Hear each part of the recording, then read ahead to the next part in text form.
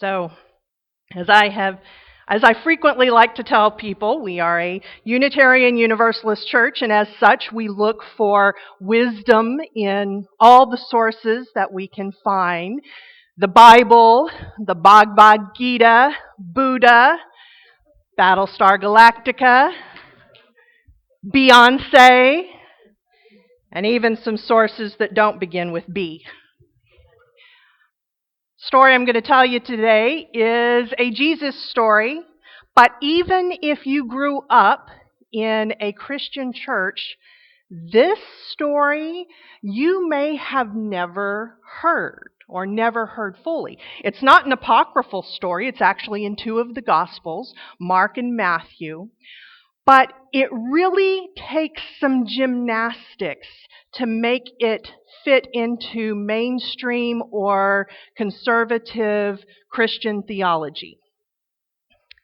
We don't have that burden.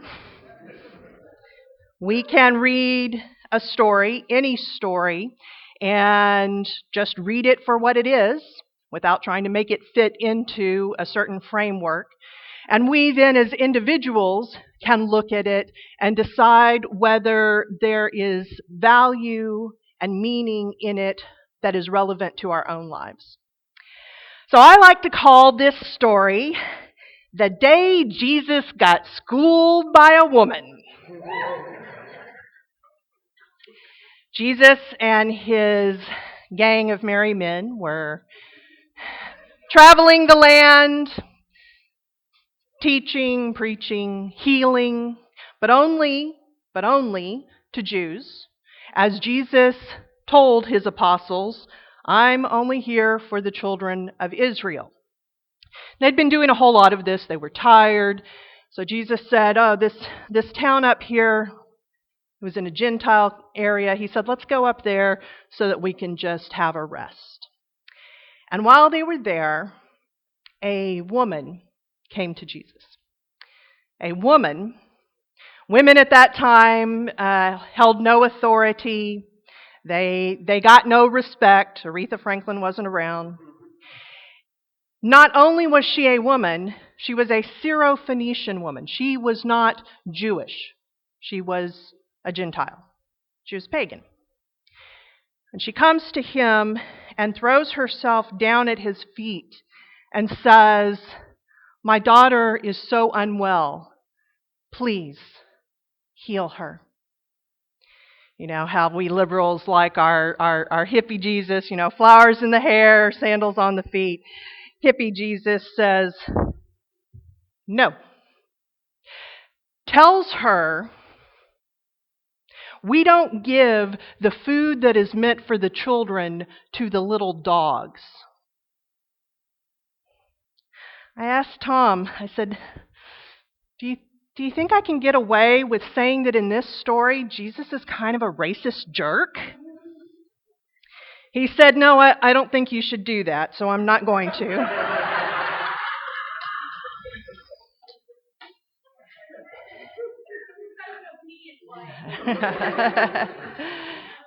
But he says that to her. It's in two of the Gospels. The story is not over. The woman then says to Jesus, woman then retorts to Jesus, even the dogs get the crumbs that fall from the master's table. Drops mic. Jesus says, because of your words, your daughter is healed. Go to her. She told her truth. She spoke truth to power. And yes, Jesus, often we don't think of him at that time as being someone in power, but just as today we have intersectional identities, and depending on who we are with, the power can shift. She spoke truth to power. She told her truth. He listened, and he changed his mind. And the story isn't over there, because the next thing that happens is Jesus and the apostles get back out on the road. And the very next story is one that probably you are very familiar with, the story of the loaves and fishes. They were in Gentile country now. Jesus left from having this conversation with her and went and preached and fed 4,000 Gentiles. She told her truth. He listened. He changed his mind. And then he adjusted his actions accordingly. Now, for most of us, when we read stories in any of the Bible, any of the religious texts, we are not putting that as the source of all wisdom. For me, I think that it's so powerful because these are stories where human beings were relaying something. They were trying to make sense out of life. And the fact that this particular story made it into 2 of the Gospels and then survived when so many other stories were put to the side, it survived and made it into the canon. That is what is powerful to me. And I do find value in this story, and I think this story illustrates something that is happening right now. We are in the midst of a revolution. It is swirling around us and working through us, and it's because of this. It's because people are coming with honesty and vulnerability, and they are telling their stories. They are saying, this is what it is like to live in my body, in my reality. We're setting aside this idea that we all have universal experiences, and we can then, if something happens to someone who is very different from us, it doesn't matter because we all have these universal truths based on our own experiences. We're setting that aside, and we're taking people up on this offer to look at life through their eyes, and we're listening. And I think a lot of minds are changing. A couple of years ago, I was profoundly touched by something that happened because of a Twitter hashtag trending. And for those who aren't on Twitter, a hashtag is a word or a phrase so that you can get on Twitter, and even if you don't know the people posting, if they're all speaking on this topic, you can see what they're talking about. This was after yet another mass shooting. It was the one in California where the perpetrator explained that he did what he did because so many women kept rejecting him. And so that's why he went out and killed people. Now, at first, there was a little bit of a trending of a hashtag called Not All Men. People saying, not all men are like this. Well, yeah, I hope not.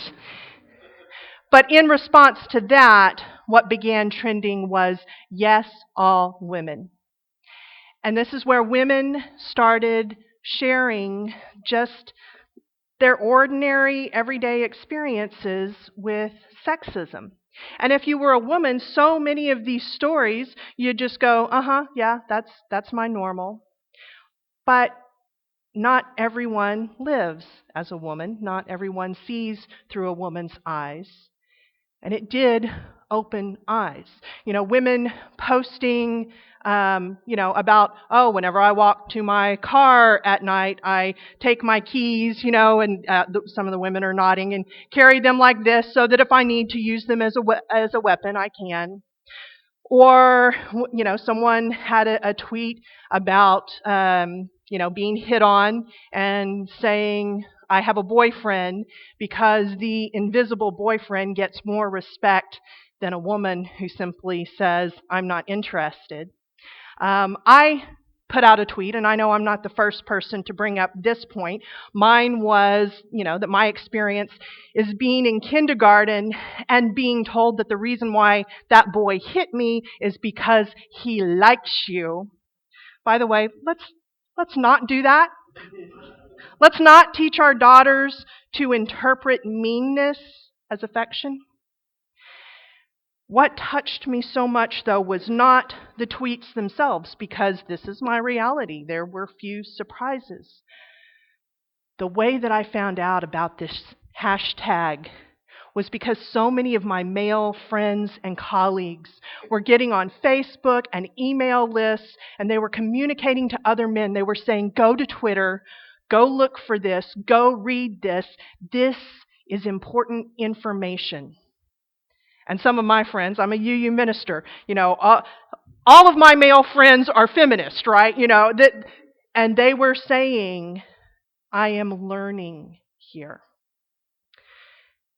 There's other groups, other identities where people are coming out and talking about what it is like. I am learning so much.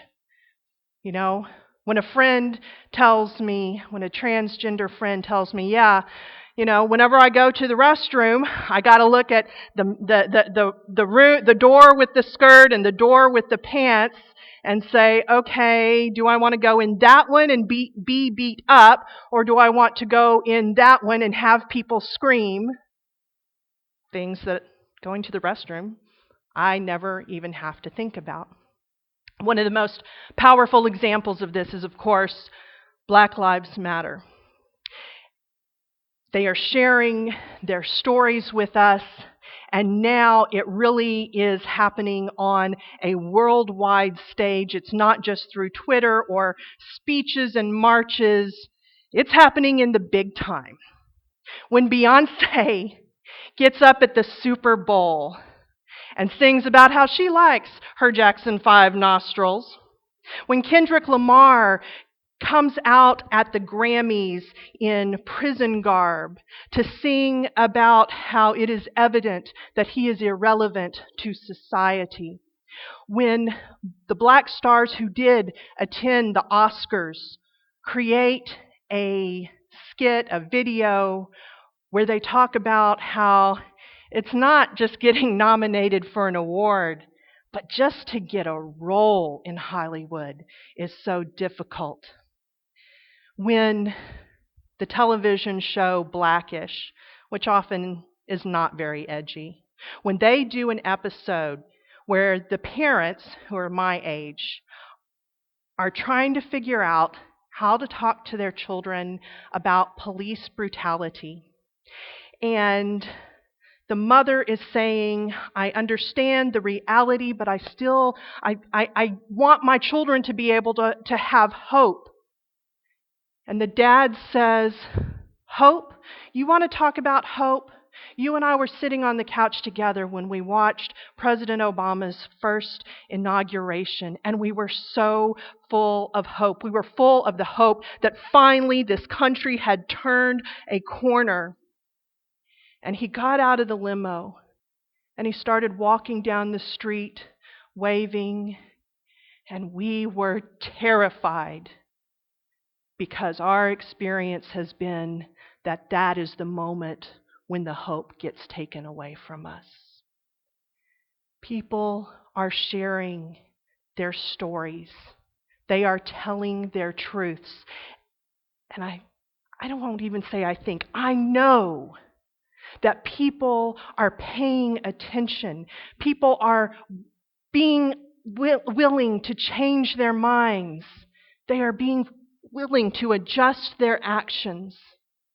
And so when we have weeks like this one, where we're looking around at the political and social landscape, and we just can't understand, like all of the open racism and misogyny that we're hearing, it's not even, dog whistle politics anymore. It is just right there. And we're trying to understand not even the leaders, but the followers. Here's the thing. Don't be in despair. Those two things The people opening their voices and telling their truths and people listening, and the people who are fighting against it. The people who not only do not want to listen, they want to shut those voices down by violence if necessary. Those are connected. There's always a pushback whenever you have great change of any kind. I'm a student of systems theory, which sees everything in the big systematic, the system that we live in. Leaders here at the church, I am sure, are tired of one thing that I say, because I have been saying it since the moment I got here. I've said, this church, even before I got here, has been in a big process of change. Change is going to continue to happen. The way that it works in systems is when you have a whole lot of change, anxiety will come out. And I've told the leaders, so when anxiety comes out, and it may come out in some really weird ways we can't even imagine, just like in this political situation, we have things coming out in ways we could never have imagined. I tell our leaders, when that happens, we're going to look at each other and we're going to say, this is normal and expected. So when you are feeling in despair, I'm not going to say don't feel it. You do need to feel it. We do need to be afraid. We do need to take the steps to make sure that it doesn't escalate. But also say to yourself, this is normal and expected. This is happening because right now, look at everything that has happened over the last 10 years, right? The world is dramatically changing, and in many ways it is changing towards the better. Yeah, this is normal and expected. In that story of Jesus and the Syrophoenician woman, there is a healing that takes place. I think the healing of the daughter is, frankly, incidental. Who gets healed in this story? Jesus. It is important to be willing to accept our position as teachers and also realize that we are always students. This is how we get to the collective liberation that Bell Hooks writes about. We come in with our vulnerability, with our honesty. We speak truth to power by telling our stories. We listen to the stories of others. We are willing to change, and then based on our thoughts changing, we are willing to adjust our actions. Tell, listen, change, adjust. This is how we will build the beloved community. This is how we will move closer toward collective liberation. And it is all bound up in an ethic of love.